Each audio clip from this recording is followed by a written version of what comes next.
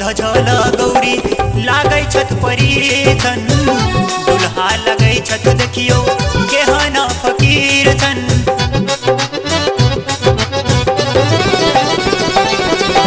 सजल धजल गौरी लागै छथ परीछन् दुल्हा लगै छथ देखियो जोगी फकीर छन् बसहा सवारी ककैलखिन कोना हो बसहा सवारी ककैलखिन कोना हाथ डमरू लगै छन् मदारी जना हाथ डमरू लगै छन् मदारी जना बुढ़वर घर आयल बन गौरी के सजना बुढ़वर घर आयल बन गौरी के सजना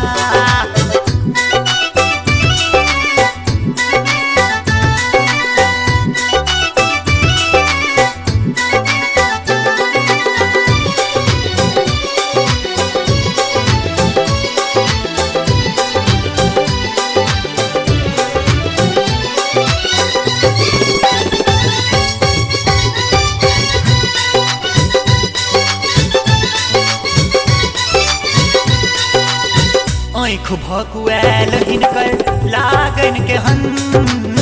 बेहोशी बेहोशी हंसत बजता के खन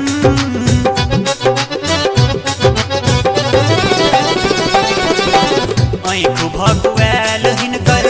लागन के हन बेहोशी बेहोशी हंसत